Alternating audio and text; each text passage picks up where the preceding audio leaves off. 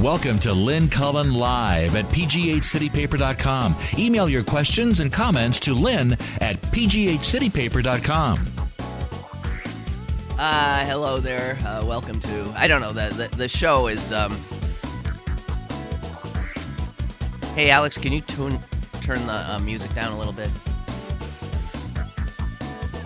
I feel like I can't. Do you know how to do that? Well, it's about to end. Okay, well. I forgot where I was. Probably saying hello. Hello! It'd be a Friday, the 2nd of October, and if my voice sounds lower, it's because the very cold I was trying not to catch for my son has apparently caught me. So, here we are. I don't know, there's sort of a pall. There's always a pall hanging over Pittsburgh after a Steeler loss. Usually these are Mondays, but of course we had the Thursday night game. And I just want to say, if you think you had a bad day yesterday, you know, well, just think about that poor, what's his name? Scobee. For those of you who don't care, he's the kicker for the Steelers, who essentially screwed the game for him. I mean, yeah. How's he a kicker? I mean, they would have done better sending me in, I think. I don't know. It's just so sad. I mean, I can't imagine having a job like that where everyone is staring at you and the game literally is on the line and people are freaking out and you can't deliver. And then you can't deliver again. And then the time comes for you to deliver, try one more time, get it through, win the game. And it turns out the coach is so absolutely has no confidence in your ability at all, so he doesn't even bother giving you the final chance and leaves it for, I'm sorry. But it was what a, if you're a fan, and I'm not particularly, but if you're a fan, that was a tough game to watch. But my feelings, my heart goes out to Josh Scobee. Hey, Josh. If you need a friend in Pittsburgh, I will be your friend. I will, because I would think it'd be very hard to be you. Jeez. As if the humiliation of not making those field goals wasn't bad enough. The final humiliation of the coach not even sending you in to attempt another with the game on the line. Josh Scobee. Well, anyway, so I was just saying, everything's relative. You thought you were having a bad day?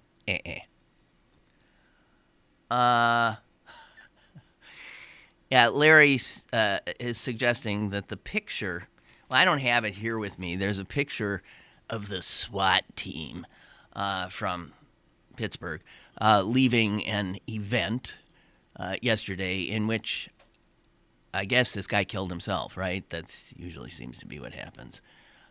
Killed himself.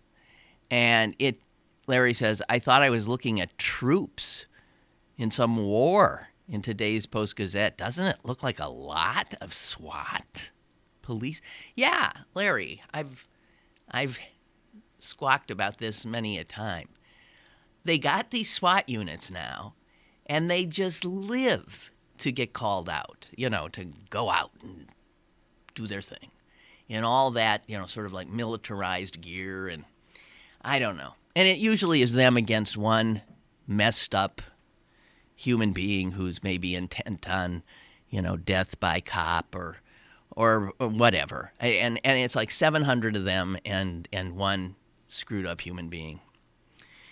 I often wonder why, if there's someone in a house and it's reported to the police, he's in the house and he's got a gun, but he's by himself, why do you have to call out the SWAT team? I mean, why? He's in his house, he's got his gun, And I don't see how that's a police matter. Yeah, he might hurt himself. Well, I don't know. I've never understood that exactly. So, I know the news is yet another shooting. I was at the doctor yesterday. I got into my car, turned on the radio, and it was clear there'd been another shooting.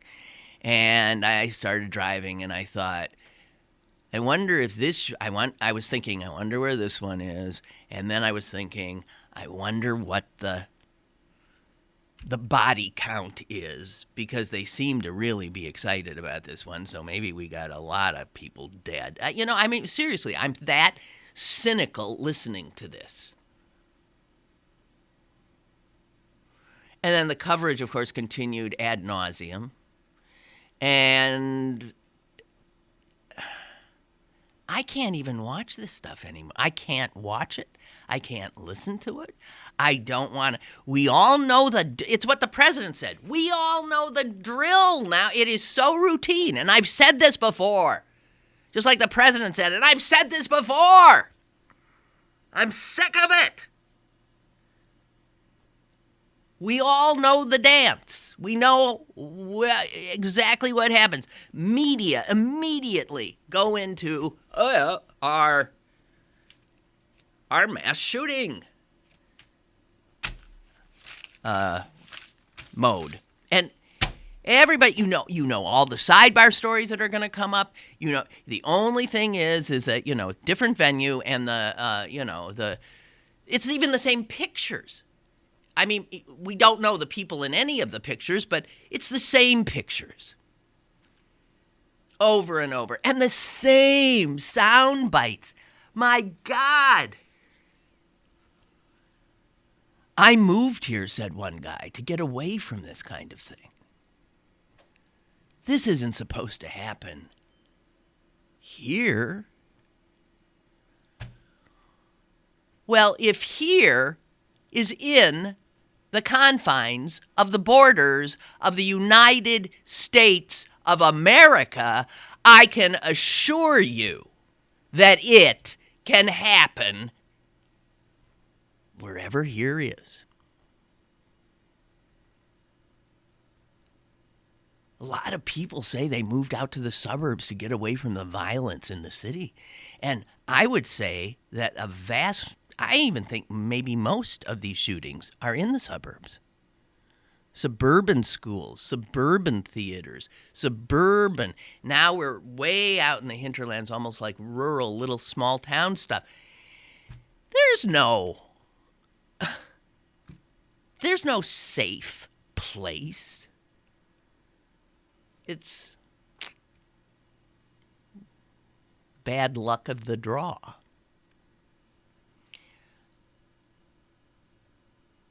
I've pledged to myself that if I ever, God forbid, find myself in one of these situations and I'm asked to say something to some reporter who's on automatic pilot, I will not say, I can't believe it happened here.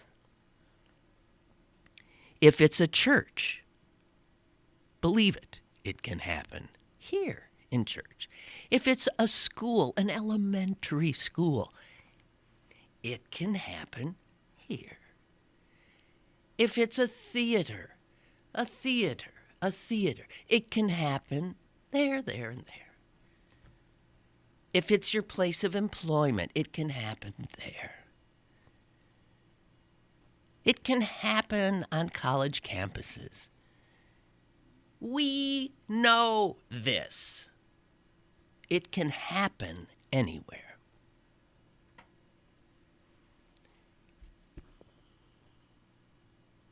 So the president,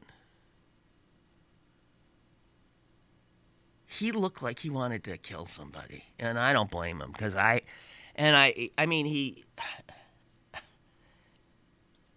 he ends up having to call like survivors in these situations. That's a pleasant responsibility, isn't it? He has to then become the comforter in chief.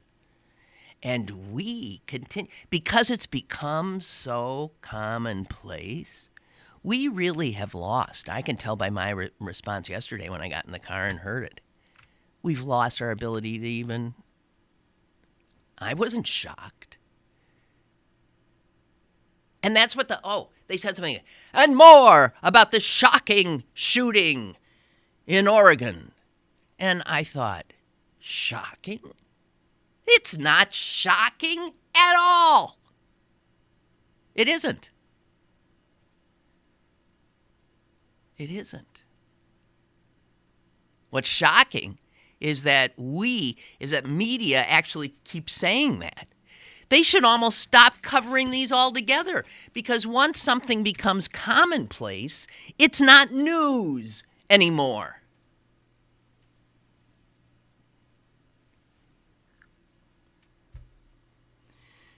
So the poor president having to come out and once again, and he could barely hide his frustration and rage. And what he said is what he has said before, and what I'm saying now I have said before.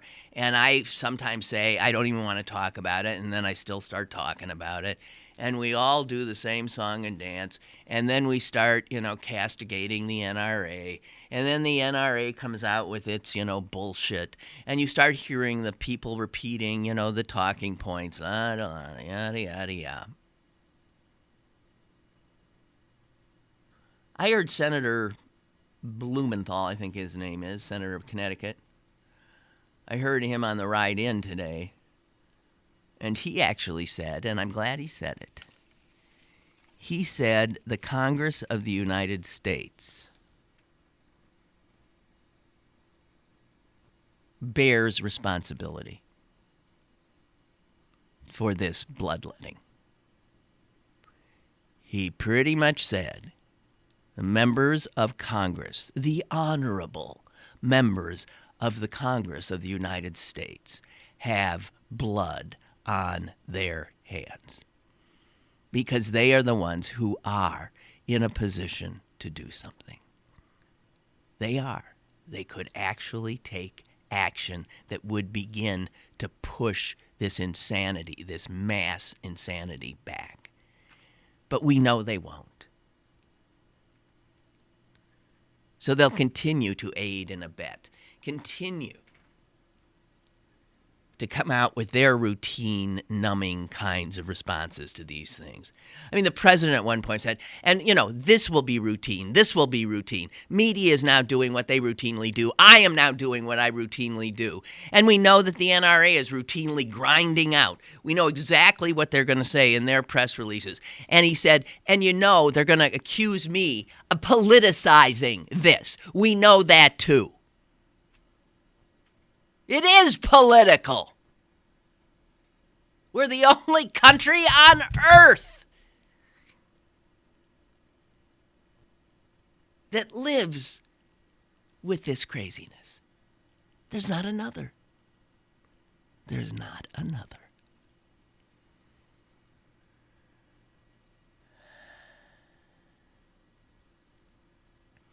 The president said, there is a gun for roughly every man, woman, and child in America. And yet the response of the gun nuts is, we can stop this if we get more guns. So we should have 2 or 3 guns for every man, woman, and child. And actually, I'm surprised. I'm sure my sense is there is more than 1 for every American. We're drowning in guns. And see how safe we are? See how safe that makes us? Well, it's because we need more. We need more guns. The delusional people. I guess, what's the main thing? I mean, what is the main driver of this insanity, of this situation we, the people of the United States, find ourselves in with the sameness, the same old routine of mass shootings of innocent people who are simply in school or praying in church or trying to enjoy a movie out? What is the big, if you were to put it on one thing, my word would be cowardice. Cowardice. The cowardice of people who are fearful of everything and think that they must constantly protect themselves by carrying a gun, by having guns. This sort of paranoia of you gotta protect yourself. I don't know. I don't look at the world that way. I don't. I embrace it.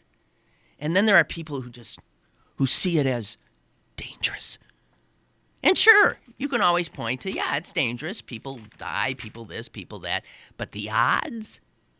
Well, in America, the odds that you'll die by a gun are higher than anywhere other than a war zone. But it's the cowardice of our elected representatives that is most to blame. I heard somebody very clearly explain it. I mean, we know the explanation. They're afraid of the NRA. And I've heard people say, but what do you mean? I mean, they'd still be... No. Here's the thing. People go into politics now not to be a public servant. They go in as a career choice. This is going to be my career. I'm getting myself into the legislature or going higher, and it's my career choice. Well, if you're a person who's getting in and you want a 30-year career in politics, you would be shooting yourself in the foot to take on the NRA. Because one of the things that they will do is they will never forget, they will never forgive if you cast even one vote against them as they see it. One vote for sensible gun control legislation of any kind, they will hunt you down. They will fund anyone who runs against you to the gills. Hello, caller. Hi. Lynn, I'm as frustrated with this as you are. But, if you have all the gun legislation in the world and gun restrictions, and if a person really wants to get a gun, they will get it. That's the thing, though, Well, why do we... Yeah, but we make it so easy? Well, that's right. We don't have to make it easy for them. No, we don't. But if you really want to get a gun, I think you're going to get it. Well, in this country, for sure. But there are countries where that's not true. Well, that's true, too. We are polluted with guns. Okay, did you hear the story of the National Guard person who was dressed in his, National Guard outfit? He had his gun, his sidearm, with him, and he went to a restaurant, and they refused to serve him because he was wearing his gun.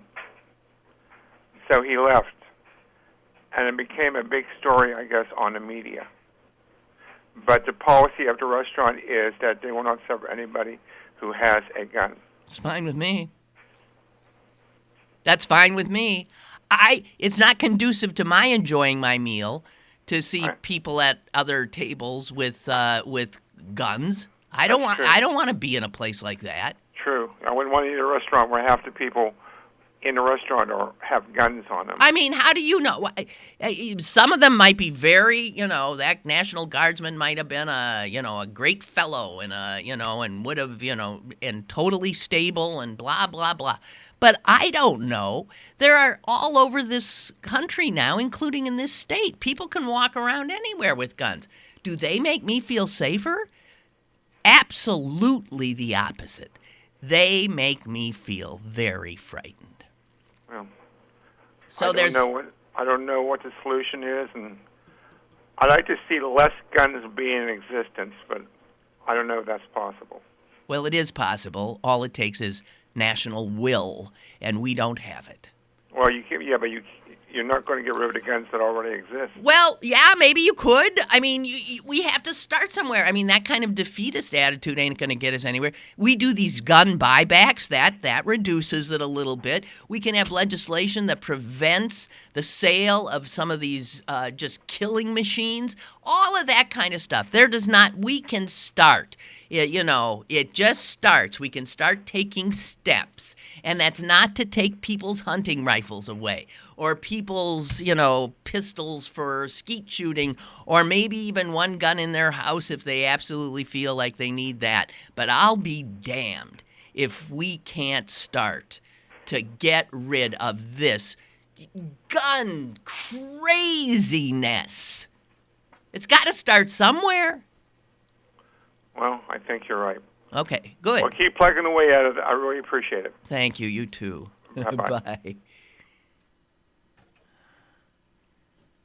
I told you I went and shot a gun last time I was in Green Bay.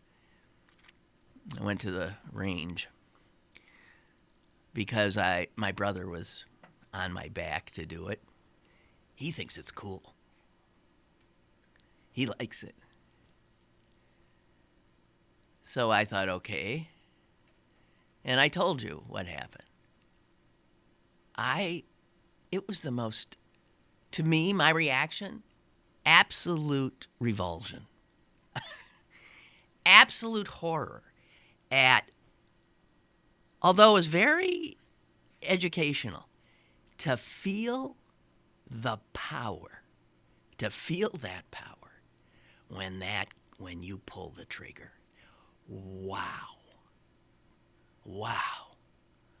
Mind-blowing, that power.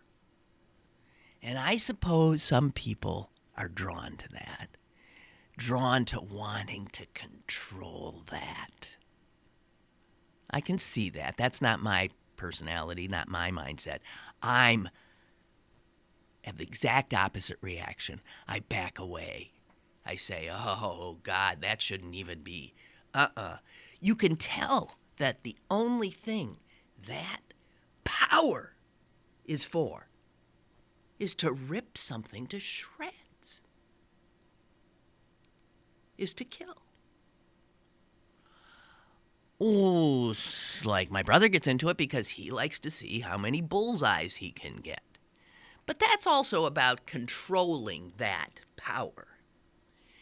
You can play darts if you're into how many bullseyes you can get. Yeah? You can take up archery.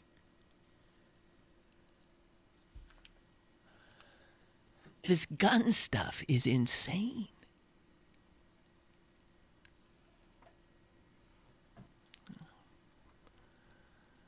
Roger writes, gun lovers' solution to America's gun violence is like saying we'd have less drunk driving deaths if everyone getting into the car was high. It makes sense. That makes sense. To drunk people. Okay, so the way the idea that the solution to gun violence is more guns is laughable at its, I would think a 4-year-old would laugh at that sentence. And you know what the answer to too many guns is? More guns. That's crazy.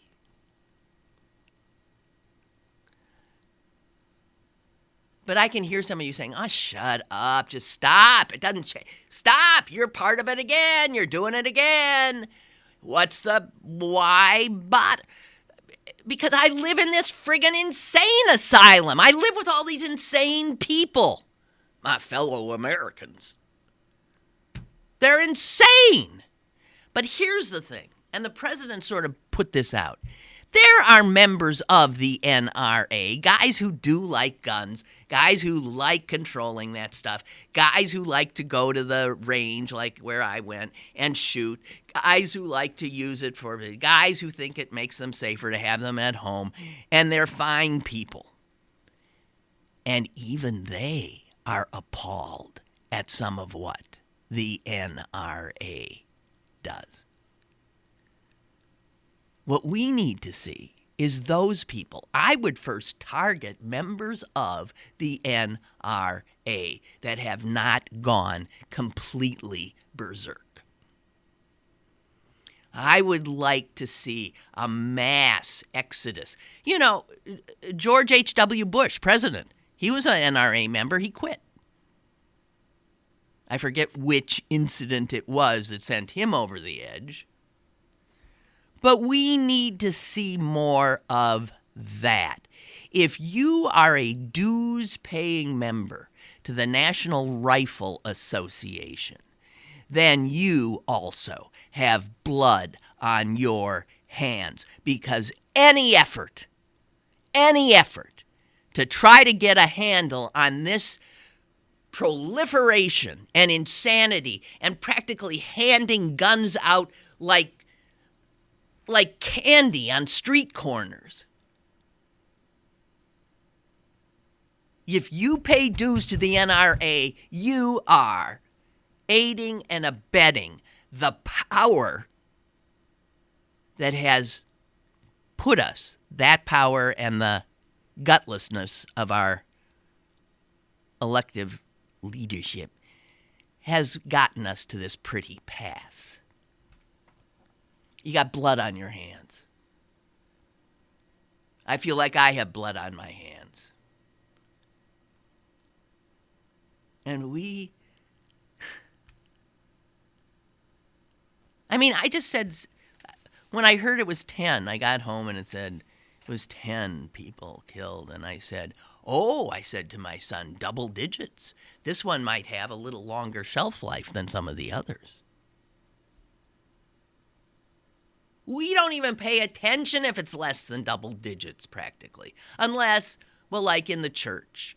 That was so horrific, that one, that it didn't require double digits. The venue was simply enough, and the racial aspect of it was simply enough.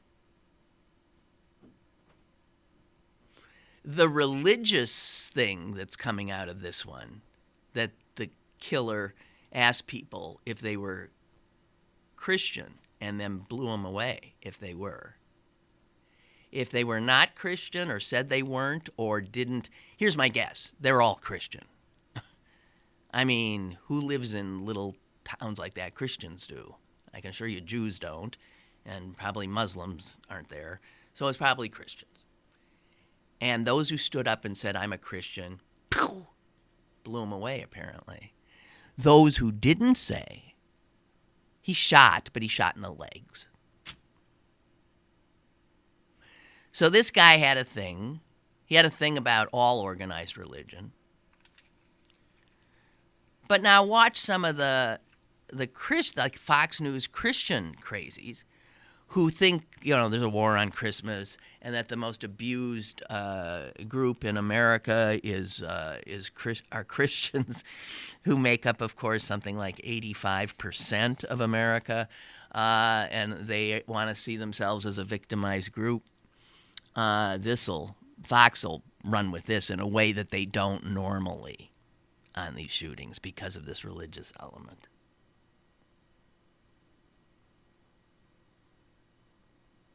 So poor Barack Obama. How many is this that he's had to come out and make these speeches? What was this, 8, 9, 10 for him? I don't know. So he pointed out that, if there's a mine disaster, the government steps in and we look at what maybe created that, and we tighten up through legislation and regulatory directives, we try to make those mines safer. There's been 17 since mass shootings. Yeah, mass shootings. And what constitutes mass? Anything over 4 or 5? It died. Who knows? Okay, 17 since he said it's like 1 every 2 months. But sometimes there's clusters. And the fact is we don't even really react anymore. I know we don't. I don't.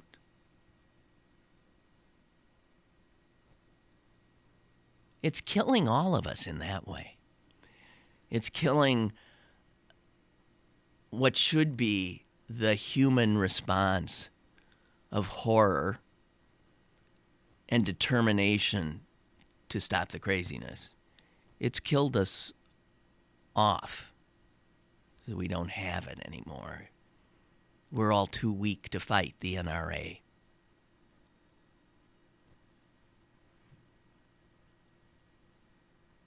I'm given to fantasies, also fantasies of like with the founding fathers, always dredging up Benjamin Franklin especially, because he and I really get along well. He thinks I'm fun, and I think he's a total great.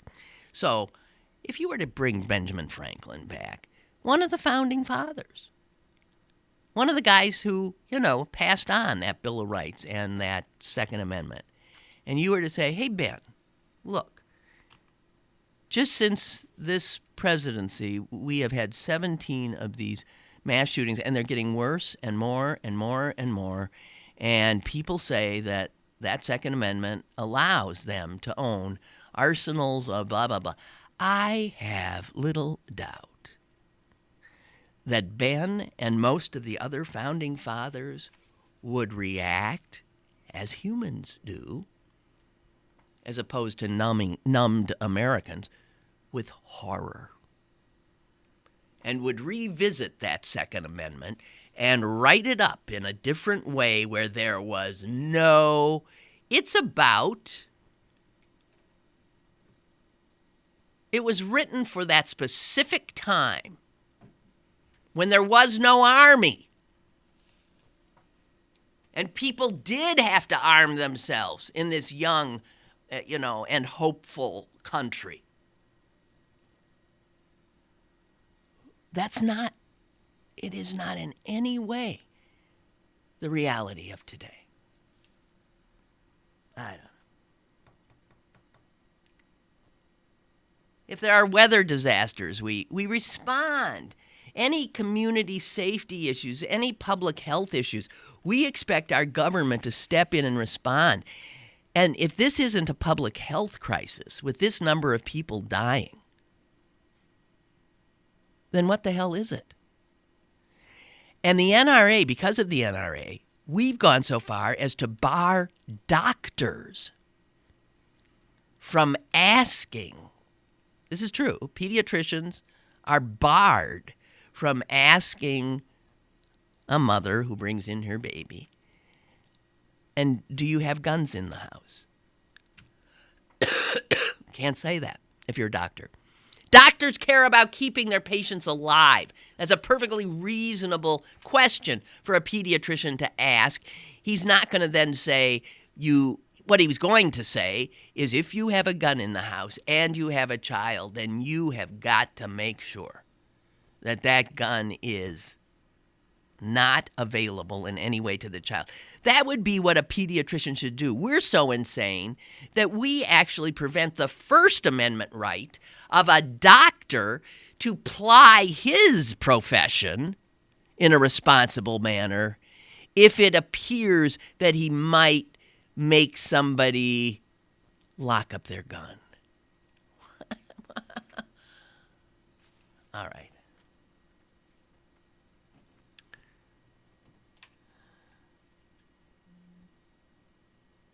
The president says, you know what the NRA also has done?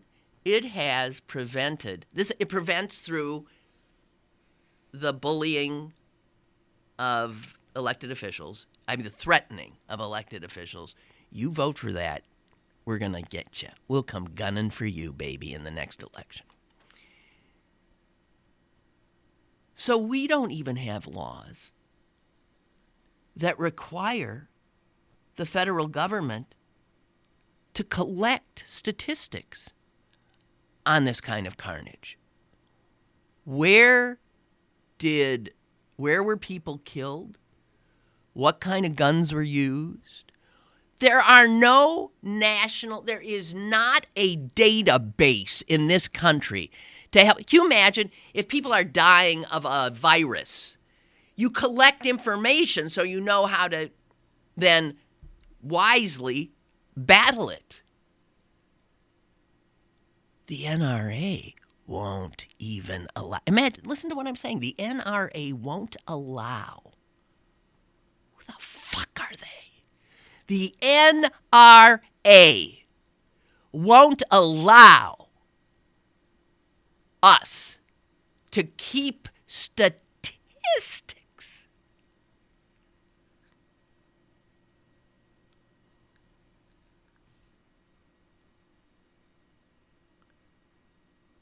The president, and I loved this, I don't think he has said this before. He said he wants news organizations. He was jumping on everybody. He was jumping on Congress, jumping on the NRA, jumping on himself, jumping on media, and he said, I want news organizations to get out of that same old that they do with these shootings and to tally up. Why can't media organizations organize this kind of thing if we can't do it legislatively? He said, I want them to tally up the number of Americans killed by terrorist attacks in the last 10 years. Probably be relatively easy to get that number. Number of Americans killed by terrorists in the last 10 years. And then to somehow, through gritty, just sort of investigation, tally up the number of Americans who have been killed by domestic gun violence in the last 10 years. And the president would like to see those numbers because we know what they would show. The number of Americans killed by their fellow Americans, and usually by people they know and maybe even loved, is going to be 100-fold, I think. I mean, it would be sky high compared to the number of Americans killed by terrorists. And yet, look at how we have responded to the potential for us to be killed by terrorists. Look at the money we've thrown at that one. Ha!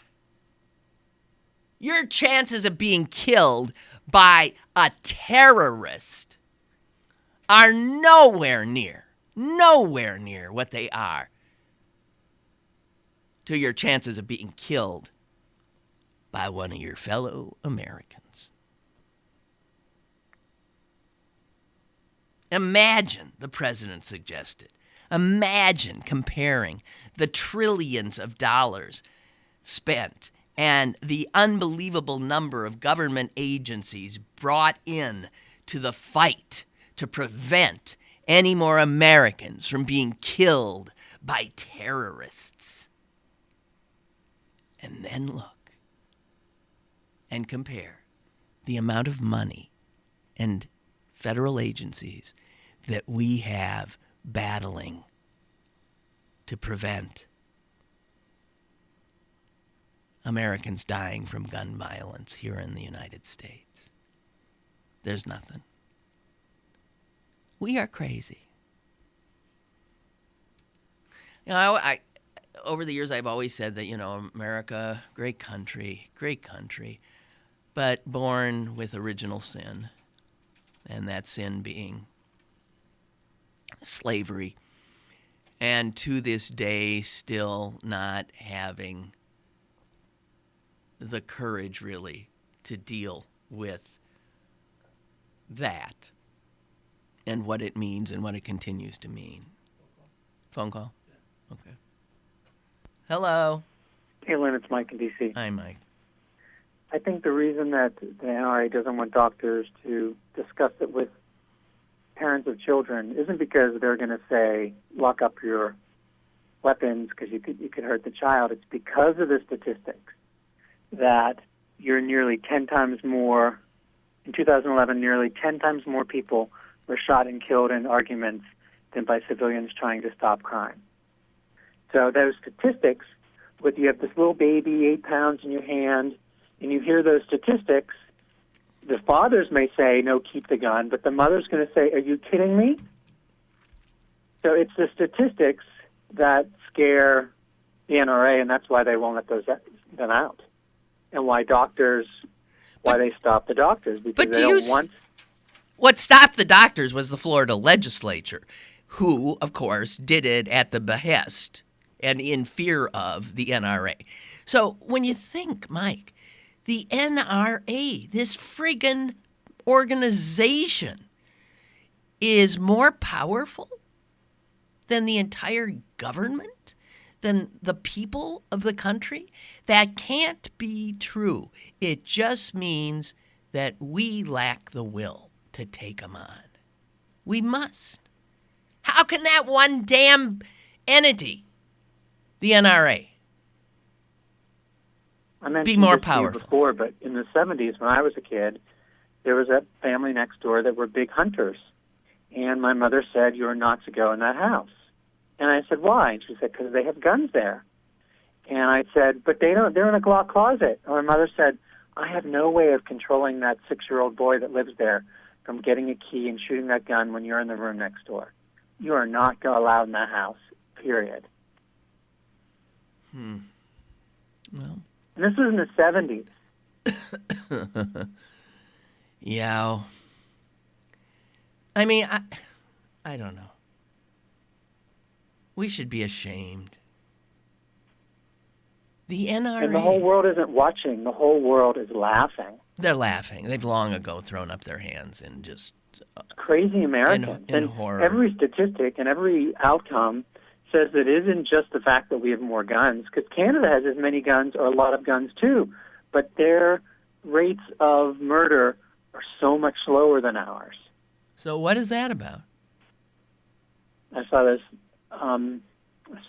documentary, and it said that because we're a more violent culture than Canadians. Well, Roger has just emailed.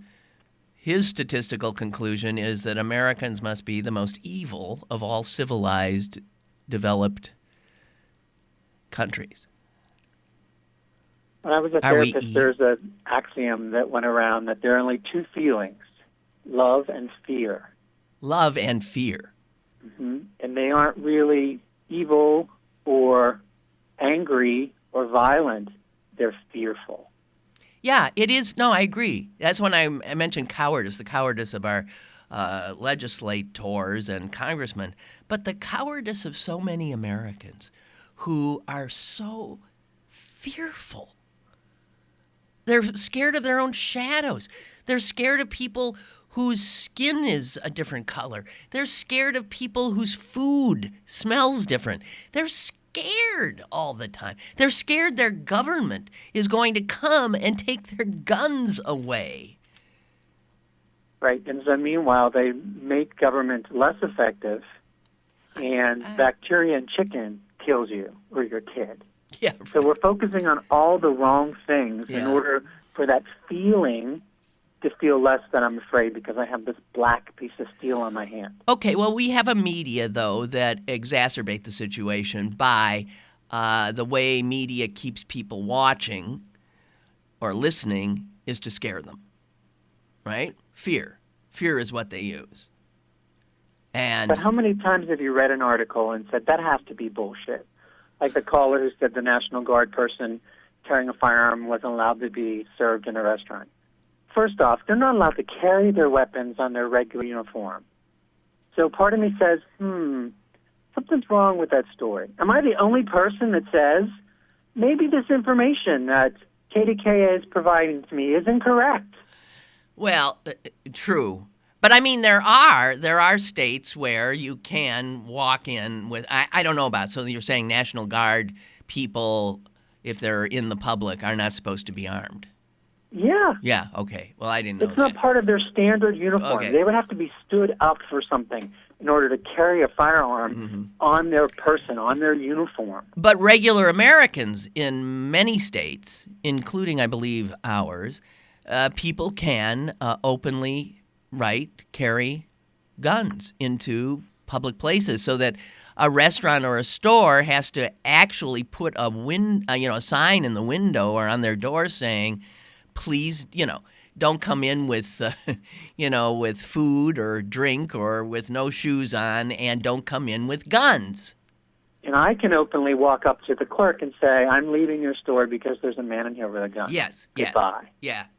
But if somebody said they saw a guy with a rifle over his shoulder standing in line at a Citizens Bank outlet in a Giant Eagle. Now, isn't that interesting? Here's a guy, he's got a gun, he's standing in line at a bank teller. And she has to wait on him. I mean, that's nuts. That is insanity. And you know how hard you know exactly how hard it is to shoot a gun. I've shot one. Yeah, it ain't easy. It's not easy. No, it's not easy. And I was standing for the longest time just trying to get it, steady and right in a situation where you pull out your gun and you just start shooting. The odds of you getting, I can see, where unless even cops, for God's sakes, I know I'm not finishing my sentence, even cops, when they find themselves in an actual shooting situation, panic, miss, shoot passersby instead. Those are trained law enforcement. So I'm supposed to feel comfortable when every Tom, Dick, and Harry, and the ones that carry, you have to believe, are the ones who have that psychological quirk of being fearful. So I do not want fearful people with guns. In a chair in this situation with an armed gunman is a much better weapon than a gun. If I pick up a chair and throw it at a guy with a gun, guess what's going to happen? You'll hit him. He's going to drop. I'm going to hit him. The chair is bigger than a gun and a bullet. It's not faster, and if though. 2 or 3 of us did that, he'd be subdued. Yeah, right. But it's not faster. And, I mean, the fact is now they have these, he can shoot.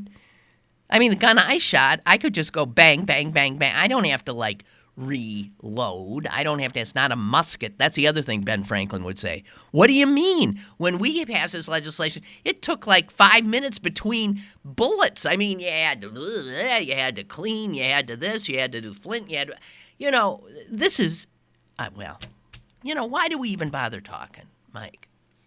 We all agree. And this country is, we keep hearing this country's divided. Well, this is one of the big divisions on this issue.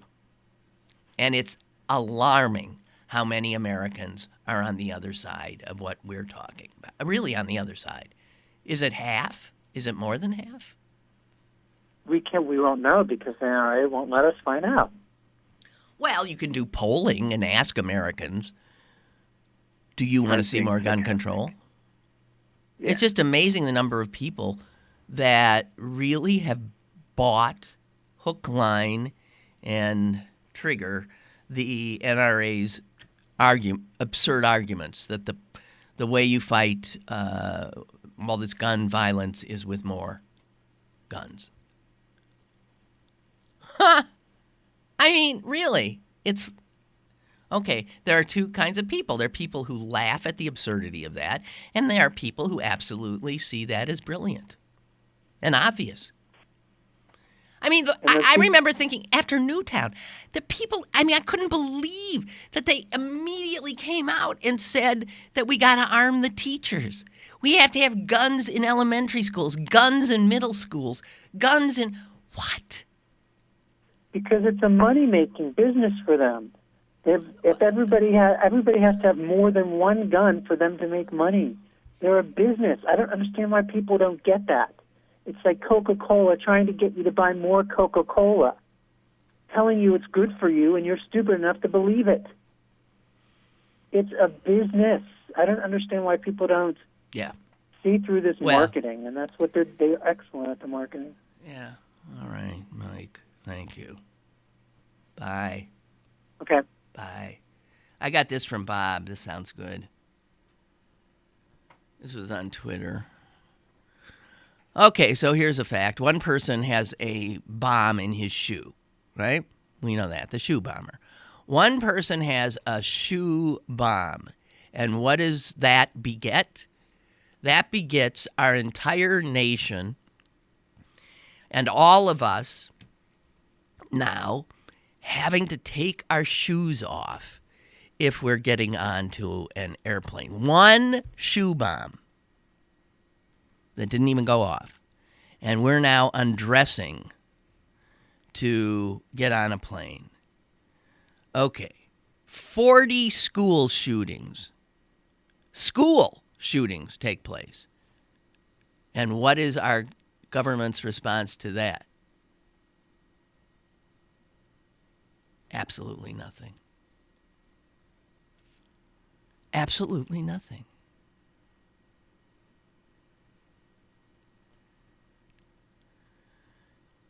And this goes on to say somebody better tell the president the same thing that the World Wrestling Entertainment's Wade Barrett is famous for saying, which is this, I guess.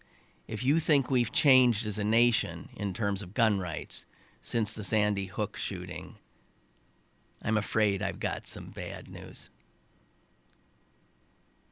Why is he famous for saying that? Oh, well. Oh, dear. So, okay, enough. Yeah. Hey, back to Bernie Sanders real quickly, guys.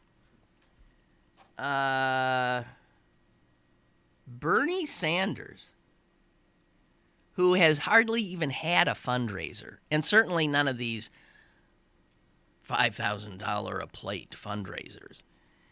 Bernie Sanders brought in, I think we mentioned this yesterday, more than $26 million since July. And so $26 million. And these are little donors. These are not PACs. These are not billionaires. Compare that to Hillary Clinton, because she raised more than $28 million since July. She raised just $2 million more. Bernie got 26, Hillary got 28 with all the big money and the PACs behind her. And guess what? She spent already 90% of it. So all that 28 million that she got since July, it's come in and it's gone right straight out. Bernie Sanders, who's brought in 26 in that period, has almost all of that cash still available. He ain't spending money. He's keeping it. And that's interesting. And that means he's going to have money after he wins New Hampshire and maybe Iowa, so that maybe he can keep it coming. People are, and I'm reading more and more things that say this. This is the New York Times today. Sanders has now demonstrated that he has the resources and the supporters whom he has only begun to tap financially to compete for the Democratic presidential nomination. They're saying he's not just somebody who's in there to pull Hillary a little to the left. He's in there because he actually now, just like they're saying about Trump and the Republicans, he could win.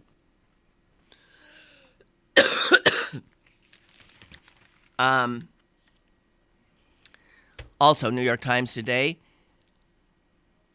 Sanders has spent virtually nothing on what other campaigns spend gazillions on. Television ads, hasn't done them. Polling, he hasn't done it. National and state polling, hasn't done it. Clinton, on the other hand, has spent millions and millions on all of that kind of stuff, as do the others. And it says here that most important, Sanders is rapidly rewriting the rules for big money fundraising in a presidential campaign because he raised the money with only a small, tiny little number of fundraising events and appears to be relying overwhelmingly on donors making small contributions. He had over 1 million donors. People just giving him their money. It says here, listen to this, Sanders has even outpaced Barack Obama's record-breaking campaign from 2008, reaching more than 1 million online contributors, a mark that Obama did not pass until the Democratic primaries were well underway. He's done it already. So we were marveling at Obama's grassroots effort. Sanders is so far ahead of where Obama was. He has also amassed well more in terms of actual contributors to his campaign than a comparable point in Obama's campaign cycle.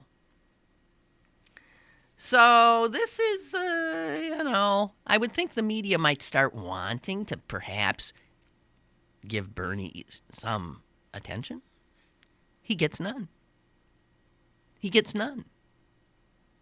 They're still knee-deep in Trump and Carson and all these other fools, and Hillary and her emails.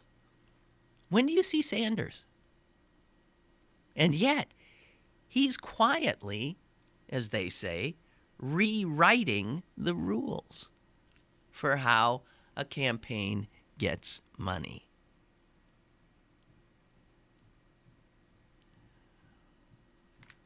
Says here, too, the shrinking gap between Mrs. Clinton and Mr. Sanders, comparable to Clinton's lead over Barack Obama. Remember, at the beginning in 2008, when he was a senator, is particularly striking, indicating that Sanders may have the money and resources to campaign next year well beyond Iowa and New Hampshire, where most of his resources have been devoted. What? I'll take a call. I'll always take a call. Hello? Hello, Lynn. Yeah. Oh, hi. This Hi. is Larry. Hi, Larry. And I'm wondering what would have happened if the Pope would have been shot down by one of these gun nuts. I was afraid of that. Sure. Yeah, me too. But Do you think would anything? Would that have affected anything? No. We've had presidents killed. A pope comes over, gets killed. What the heck? School children, bloodied school children didn't have a... No. No. I Nothing. think nothing will help. Yeah, you wonder how bad would it have to be? Didn't we all thought Sandy Hook was that's it? That's it. Sure. Well, we were wrong. And in fact, gun laws have actually been pulled back.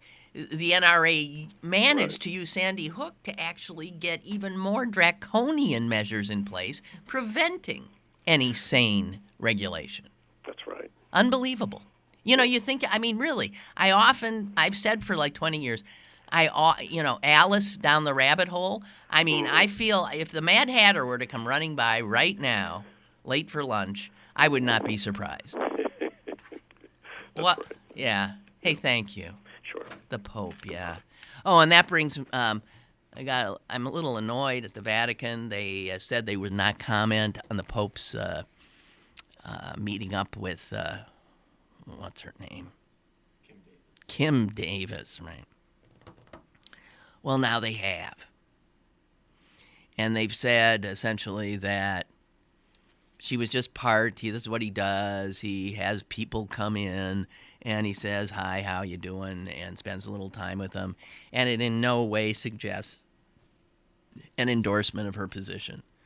And I just want to say to the Vatican, tell me another.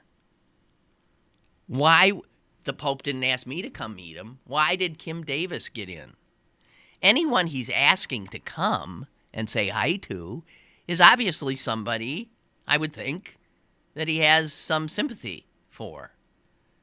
Or somebody on his staff managed to pull a fast one and get him involved in a political issue here that maybe he didn't want to get involved in, although we know that he is totally against same-sex marriage. So that's why she was there. And I don't think she's lying when she says that he told her, I'm with you, essentially, and go for it and hang in, or whatever the hell he said. I bet he did. So for the Vatican to come out and say that her presence there in no way suggests an endorsement of her actions, that's hooey. Since the Pope said that freedom of conscience should be something that even office holders should have. He said that in one of his speeches. He did. So why would they deny that? It's insane. I love this Pope. And I'm obviously not going to agree with him on everything. But whoever, this is just bullshit. That's bullshit. Tell me another, okay? Okay, I think that's it, except Chuck writes, Lynn, I was the one that reported to you the incident at the Citizens Bank at Giant Eagle. It wasn't a rifle, but it was a very large handgun, which was being carried on the young man's hip as we both stood in line at the Citizens Bank. I contacted Giant Eagle and Citizens Bank, and I got the same response from both. There is nothing they can do. Giant Eagle said it is their policy to permit this in the store. Giant Eagle said they can only approach the person if someone else complains that they are uncomfortable, but they cannot expel the person from the store.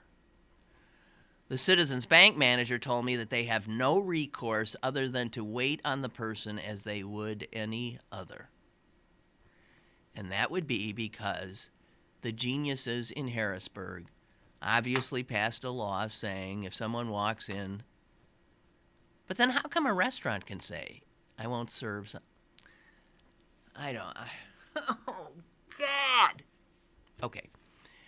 Enough. I want you all to don't think about this. Do not watch or listen to any more of the numbing.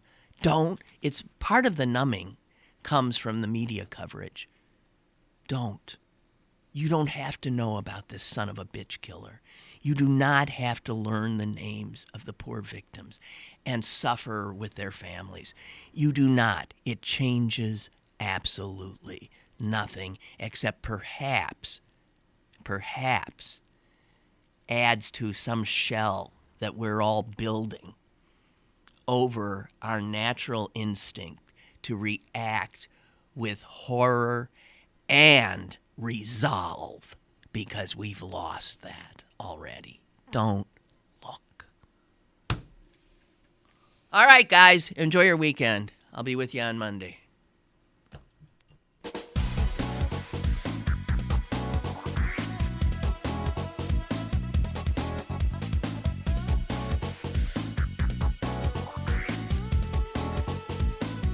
Lynn Cullen Live, Monday through Friday from 10 a.m. to 11 a.m. and archived at pghcitypaper.com. The opinions expressed on Lynn Cullen Live are those of the host and do not necessarily reflect the viewpoints of Pittsburgh City Paper, Steel City Media, and its advertisers.